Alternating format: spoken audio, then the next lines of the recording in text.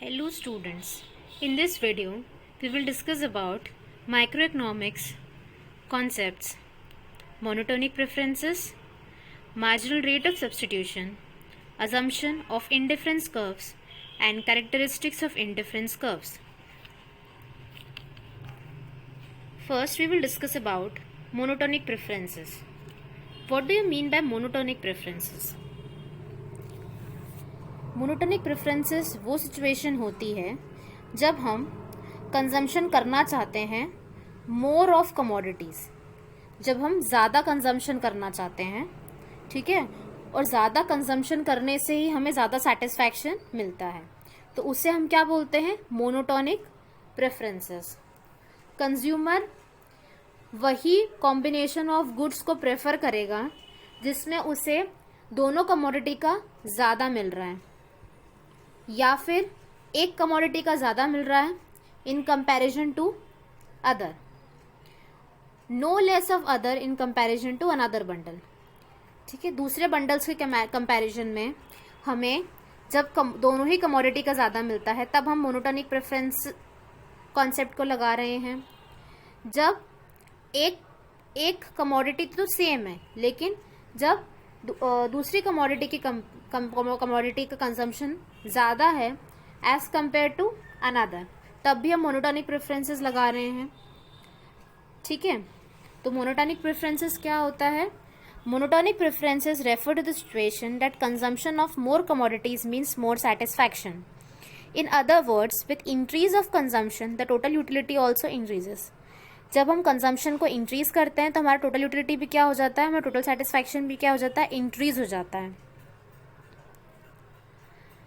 According to monotonic preferences, a consumer always give preference to that combination which has either more of both the commodities or more of at least one commodity and less of the other in comparison to another. अब monotonic preference को समझने के लिए हम example लेंगे. Suppose there are two commodities, apple and mangoes. तो यहाँ पर हमारे पास दो बंडल्स हैं, 10 एप्पल्स हैं और 10 मैंगोज है फर्स्ट बंडल में, और सेकंड बंडल में हमारे पास 7 एप्पल्स है और 7 मैंगोज हैं। तो कंज्यूमर इन दोनों में से कौन सा प्रेफर करेगा? तो मोनोटोनिक प्रेफरेंस के अकॉर्डिंग हम वो बंडल प्रेफर करेंगे जिसमें हमें मोर कमोडिटीज़ मिलेगी, मोर कमोडिटीज़ से हमें ज़्यादा सेटिस्फैक्शन होगा। तो हम कौन सा बंडल प्रेफर करेंगे? फर्स्ट वाला, क्योंकि उसमें एप्पल भी ज़्यादा है in comparison to second bundle, और उसमें ऑरेंजेस भी ज़्यादा है in comparison to second bundle. तो ये हमारी क्या हो गई? फर्स्ट वाली कंडीशन। हमारी फर्स्ट वाली कंडीशन क्या बोलती है? More of both the commodities. Monotonic preference में कंज्यूमर प्रेफर करेगा that combination which has more of both the commodities, जिसमें दोनों ही कमोडिटीज का उस कंज्यूमर को ज्यादा मिलेगा। नेक्स्ट है, एक और एग्जाम्पल लेते हैं। ठीक है, उस एग्जाम्पल में क्या है?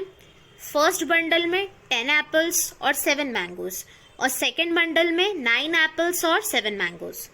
ठीक है, अब आप देख सकते हैं 7 मैंगोज दोनों बंडल में सेम है। ठीक है, लेकिन जो 10 एप्पल्स है फर्स्ट में और 9 एप्पल्स है सेकेंड में। तो मोनोटोनिक प्रेफरेंस क्या बोलती है? Second condition, more of at least one commodity. More of at least one commodity मतलब फर्स्ट वाली कंडीशन में हम देख सकते हैं कि एप्पल्स ज़्यादा है इन कंपैरिजन टू सेकंड वाले केस में एप्पल्स कम है। तो इस केस में हम कौन सा प्रेफर करेंगे? फर्स्ट वाला, क्योंकि हमें सेकंड के कंपैरिजन में फर्स्ट में ज़्यादा एप्पल्स मिल रहे हैं। तो ये क्या हो गया? हमारा मोनोटोनिक प्रेफरेंस हो गया। ओके, ये पूरा कॉन्सेप्ट है मोनोटोनिक प्रेफरेंस का। मोनोटोनिक प्रेफरेंस क्या बोलता है? It means consumption of more commodities means more satisfaction. जब हम ज़्यादा कमोडिटीज़ को कंज्यूम करते हैं तो हमारा सेटिस्फैक्शन भी क्या होता है? ज़्यादा होता है।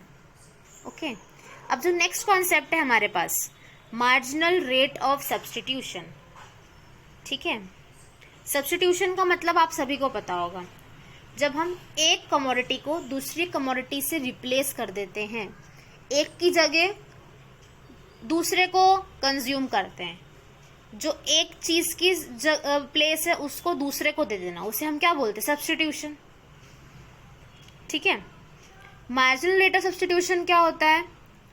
वो रेट जिस पर हम कमोडिटीज को सब्स्टिट्यूट करते हैं या रिप्लेस करते हैं एक दूसरे के साथ इस तरह से कि हमारा टोटल सेटिस्फैक्शन जो है कंज्यूमर का वो हमेशा अनचेंज्ड रहे। मतलब हम दो कमोडिटीज़ को एक दूसरे से इस तरह से एक्सचेंज करेंगे, इस तरह से चेंज करेंगे, इस तरह से सब्स्टिट्यूट करेंगे कि अल्टीमेटली हमारा जो सेटिस्फैक्शन हो रहा है वो क्या होता है, हमारा अनचेंज रहेगा, हमारा सेटिस्फैक्शन हमेशा सेम रहेगा। ठीक है। The rate at which the commodities can be substituted with each other in such a way that the total satisfaction of the consumer remains unchanged. Okay, इसके लिए हम एक एग्जाम्पल देखते हैं। दो कमोडिटीज है हमारे पास, एक है हमारे पास एप्पल और एक है हमारे पास मैंगो। ठीक है। और एप्पल को हम कमोडिटी ए बोलते हैं और मैंगो को हम बोलते हैं commodity B. The marginal rate of substitution of A and B will be the number of units of B which the consumer wants to sacrifice for an additional unit of A in order to maintain the same level of satisfaction। मतलब अगर मुझे Apple का ज़्यादा consumption करना है तो मैं कितना सैक्रिफाइस करने को तैयार हूँ मैंगो को। ठीक है, उससे हम क्या बोलते हैं, मार्जिनल रेट ऑफ सब्स्टिट्यूशन। और मैं इतना मैंगो सैक्रिफाइस करूँ और उससे मुझे एडिशनल एप्पल मिलेगा। ठीक है, इस तरह से सैक्रिफाइस करना है कि मेरा जो टोटल सेटिस्फैक्शन हमेशा सेम रहे। ठीक है, मेरा सेटिस्फैक्शन लेवल क्या होना चाहिए, कम नहीं होना चाहिए।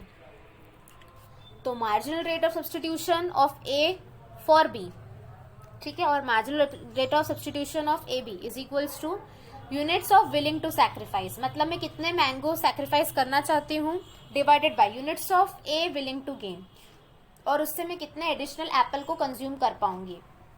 पहला मैं मैंगो को कितना सैक्रिफाइस करना चाहती हूँ और उससे एडिशनल में कितना एप्पल को कंज्यूम कर पाऊंगी डिवाइडेड बाय।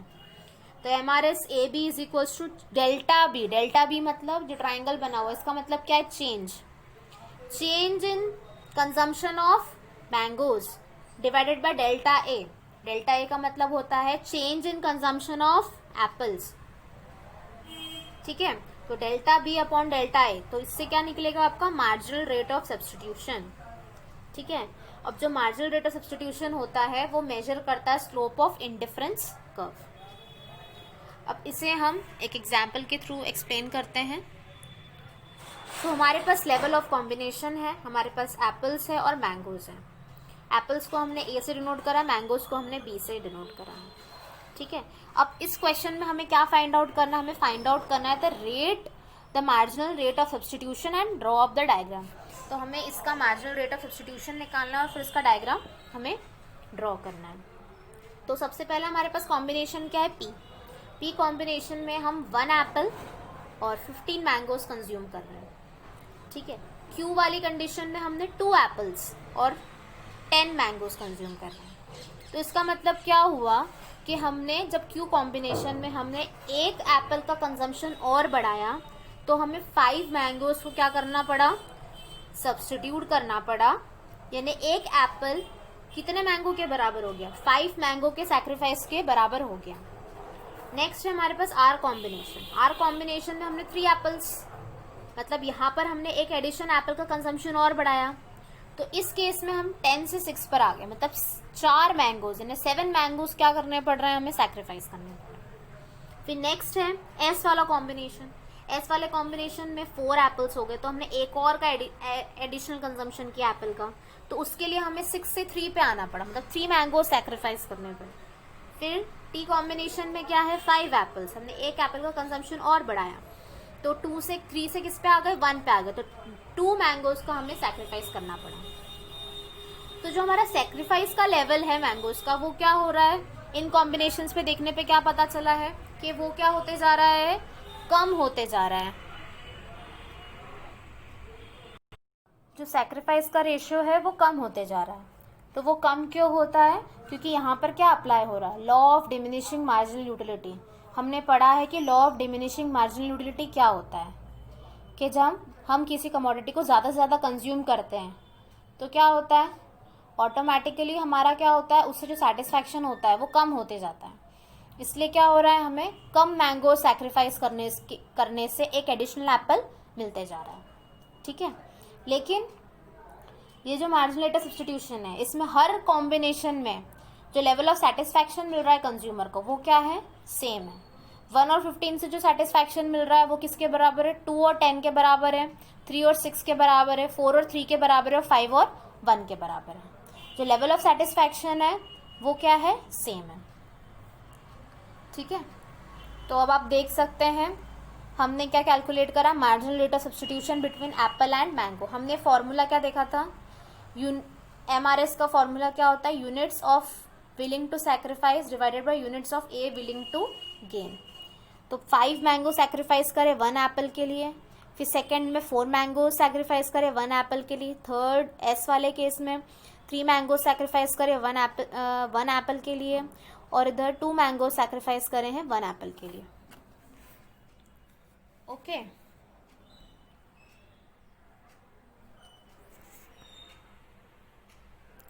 अब यहाँ पर law of diminishing marginal utility कैसे अप्लाई हो रहा है, due to the application of law of diminishing marginal utility the marginal rate of substitution is diminishing here. जो मार्जिनल रेट ऑफ सब्स्टिट्यूशन है वो क्या है, हमारा डिमिनिश हो रहा है। At point P, the consumer has only 1 apple and so it is sacrificing more apples for an additional apple, ठीक है। एडिशनल एप्पल के लिए वो ज़्यादा सैक्रिफाइस करने को तैयार है। But as he consumes more and more apples, अब जैसे उसने ज़्यादा से ज़्यादा कंज्यूम करना स्टार्ट करा, as he consumes more and more of apples, जैसे उसने ज़्यादा से ज़्यादा कंज्यूम करना स्टार्ट करा एप्पल का, उसकी जो मार्जिनल यूटिलिटी थी एप्पल से वो क्या होने लग गई, गिरने लग गई। उसका मतलब उसका मन भरने लग गया। His marginal utility from apples goes on falling down, consequently he is willing to sacrifice less and less mangoes for each additional apple. इसलिए वो क्या कर रहा है, कम सैक्रिफाइस करने को विलिंग है, ठीक है। लेस ऑफ मैंगोज, ठीक है, willing to sacrifice less of mangoes for each additional apple, हर एडिशनल एप्पल के लिए अब वो कम सैक्रिफाइस करना चाहता है मैंगो का, ठीक है। नेक्स्ट है अजम्पशंस ऑफ इंडिफरेंस कर्व। हम कौन सी चीज़ें अज्यूम करते हैं इंडिफरेंस कर्व में, ओके। इंडिफरेंस कर्व क्या होता है, हमने अब हमारी प्रीवियस वीडियोस में देखा होगा, ठीक है। इंडिफरेंस कर्व की डेफिनेशन ये होती है, whenever a consumer consumes various goods and services, there are some combinations available which provide him exactly the same total satisfaction. The graphical depiction of such combination is called indifference curve. Indifference curve क्या show करता है, वो combination goods and services का जो exactly same level of total satisfaction देता है, उसे हम बोलते हैं इंडिफरेंस कर्व। और इंडिफरेंस कर्व के एजम्पशंस में सबसे पहला एजम्पशन है 2 कमोडिटीज। हम क्या अज्यूम करके चलते हैं कि कंज्यूमर के पास फिक्स्ड अमाउंट ऑफ मनी है जो वो खर्च कर सकता है, और वो उस फिक्स्ड अमाउंट को उस फिक्स्ड अमाउंट ऑफ मनी को केवल 2 कमोडिटीज पे ही खर्च कर रहा है, और उन कमोडिटी की प्राइसेस भी क्या है, हमेशा सेम रहती है। नेक्स्ट पॉइंट है कंज्यूमर्स नॉन सैटिस्फैक्शन। कंज्यूमर अभी तक अपनी पॉइंट ऑफ सैटिस्फैक्शन पे रीच नहीं किया है। पॉइंट ऑफ सैटिस्फैक्शन का मतलब क्या होता है, मैक्सिमम सेटिस्फैक्शन के पॉइंट तक अभी तक कंज्यूमर नहीं पहुंचा है। ही always prefers more of both the commodities, उसकी इच्छा है कि वो दोनों कमोडिटी का क्या करें, ज़्यादा कंज्यूम करें, ठीक है। He wants to proceed to higher indifference curve to get higher and higher satisfaction, मतलब वो हायर इंडिफरेंस कर्व तक पहुंचना चाहता है जिससे उसे हायर से हायर सेटिस्फैक्शन मिले। नेक्स्ट है ordinal utility. The consumer can rank his preference on the basis of satisfaction derived from each bundle of the commodities. ठीक है, जो भी कंज्यूमर होता है वो अपनी प्रेफरेंस को किस हिसाब से रैंक करता है, जितना ज़्यादा उसे सेटिस्फैक्शन मिलता है हर बंडल से, उस हिसाब से वो क्या करता है, अपनी प्रेफरेंस को रैंक करता है, ओके। ऑर्डिनल यूटिलिटी मतलब अपने सेटिस्फैक्शन के अकॉर्डिंग जो भी बंडल्स हैं उन्हें रैंक करना। फोर्थ पॉइंट है the marginal rate of substitution goes on diminishing. जो मार्जिनल रेट ऑफ सब्स्टिट्यूशन है, जो हम सैक्रिफाइस करना चाहते हैं एक कमोडिटी का एक एक्स्ट्रा दूसरी कमोडिटी को गेन करने के लिए, वो क्या होता है, हमारा डिमिनिश होता रहता है वो रेशो, ठीक है। It is for this reason that an indifference curve is convex to the origin. Indifference curve convex क्यों होता है, क्योंकि वहाँ पर लगता है मार्जिनल रेट ऑफ सब्स्टिट्यूशन जो और मार्जिनल रेट ऑफ सब्स्टिट्यूशन क्या होता है, डिमिनिश होता रहता है, उसका रेशियो क्या होता रहता है, कम होता रहता है, जो हमने अभी देखा था कि मार्जिनल रेट ऑफ सब्स्टिट्यूशन हमारा रेशियो कैसे कम होता रहता है। इसके कारण जो हमारा इंडिफरेंस कर्व होता है वो कॉन्वेक्स ओरिजिन का होता है। रैशनैलिटी ऑफ द कंज्यूमर, हम अज्यूम करते हैं कंज्यूमर क्या है, रैशनल है और प्रूडेंट है, ठीक है, और उसके पास पर्याप्त इनफ है कि वो मैक्सिमाइज करना चाहता है अपने टोटल सेटिस्फैक्शन को। नेक्स्ट हमारे पास कैरेक्टरिस्टिक्स और फीचर्स ऑफ इंडिफरेंस कर्व, ये बहुत इंपॉर्टेंट है। कैरेक्टरिस्टिक्स और फीचर्स ऑफ इंडिफरेंस कर्व आ सकता है, सबसे पहला पॉइंट एग्जाम में आ सकता है, आपसे पूछ सकते हैं कि कैरेक्टरिस्टिक्स या फीचर्स लिखो इंडिफरेंस कर्व के, कोई भी 2 पॉइंट लिख दो ऐसा करके। तो सबसे फर्स्ट क्या आता है, कॉन्वेक्स टू ओरिजिन। जो इंडिफरेंस कर्व होते हैं वो कॉन्वेक्स होते हैं ओरिजिन के। It's main reason is application of the law of diminishing marginal utility and consequent diminishing marginal rate of substitution. Convex क्यों होता है, क्योंकि यहाँ पर लॉ लग रहा है डिमिनिशिंग मार्जिनल यूटिलिटी का और मार्जिनल रेट ऑफ सब्स्टिट्यूशन के कारण। जब हम एक कमोडिटी को ज़्यादा कंज्यूम करते हैं तो उससे हमें जो सेटिस्फैक्शन मिलता है, जो यूटिलिटी मिलती है, वो कम होती जाती है। इसलिए जो इंडिफरेंस कर्व का स्लोप होता है वो क्या हो जाता है, कॉन्वेक्स हो जाता है। Sloping downwards, as consumer consumes more and more commodity he must consume less of other commodity. If he decides to have more units of one commodity, he will have to reduce the number of units of another commodity so that the total satisfaction remains same, unchanged. ठीक है, अगर हमें किसी commodity का ज़्यादा consume करना है तो हमें दूसरी कमोडिटी का कंजम्पशन क्या करना पड़ेगा, कम करना पड़ेगा, जिससे हमारा सेटिस्फैक्शन लेवल जो है वो क्या रहे, हमेशा अनचेंज रहे, इसलिए sloping downwards. Higher indifferences curve represents higher level of satisfaction, ठीक है, जितना इंडिफरेंस कर्व ऊपर जाएगा उतना ज़्यादा सेटिस्फैक्शन होता जाएगा, ठीक है। Higher indifference curve represents large bundle of commodities which means more utility due to monotonic preferences. Higher indifference curve मतलब हम more of the commodity consume कर रहे हैं, जब हम ऐसा मानते हैं जब हम किसी कमोडिटी को ज़्यादा कंज्यूम करते हैं तो हमें ज़्यादा सेटिस्फैक्शन मिलता है, किसके कारण, मोनोटोनिक प्रेफरेंसेस के कारण। इसलिए जितना हायर इंडिफरेंस कर्व होगा उतना ज़्यादा हमें क्या होगा, सेटिस्फैक्शन मिलेगा। नेक्स्ट है indifference curve never intersect each other. जो दो इंडिफरेंस कर्व्स होते हैं वो कभी भी सेम लेवल ऑफ सेटिस्फैक्शन नहीं शो करते हैं, ठीक है, वो कभी भी इंटरसेक्ट नहीं कर सकते एक दूसरे को, ओके। फिफ्थ पॉइंट है an indifference curve can never touch X axis और वाई एक्सिस। कभी भी इंडिफरेंस कर्व क्या होगा, एक्स एक्सिस को टच नहीं करेगा और वाई एक्सिस को टच नहीं करेगा। अगर इंडिफरेंस कर्व वाई एक्सिस को टच कर रहा है इसका मतलब क्या है, जो कमोडिटी एक्स एक्सिस पे है, जो consumption of commodity x axis पे, वो क्या हो जाएगा, जीरो हो जाएगा। तो ऐसा तो कभी हो ही नहीं सकता, ठीक है, क्योंकि हम क्या अज्यूम करके चलते हैं, दो कमोडिटीज को अज्यूम करके चलते हैं, मतलब वो कंज्यूमर दोनों ही कमोडिटीज को कंज्यूम कर रहा है सेम टाइम पर, इसलिए एक कमोडिटी का कंजम्पशन जीरो हो ही नहीं सकता। अगर वाई एक्सिस पे मानेंगे तो क्या मानेंगे, एक्स एक्सिस पे जो कमोडिटी वो जीरो है, और एक्स एक्सिस पे मानेंगे तो वाई एक्सिस पे जो कमोडिटी वो जीरो है, ठीक है। तो हम क्या अज्यूम करते हैं, the indifference curves concept assumes the assumption of two commodities. It means two commodities are consumed at the same time. हम दो कमोडिटीज को कंज्यूम करते हैं सेम टाइम पे, ठीक है। इन indifference curve touches y-axis, it implies that the consumption of commodity of x-axis is zero. Similarly, अगर indifference curve touch करेगा x-axis पे, it implies that the consumption of commodity on y-axis is zero. It can be properly understood with the help of the following diagram. ठीक है, indifference curves IC1 और IC2 respectively represent different levels of satisfaction, hence they cannot intersect each other. ये different level of satisfaction show करते हैं, इसलिए एक दूसरे को intersect नहीं कर सकते हैं, okay.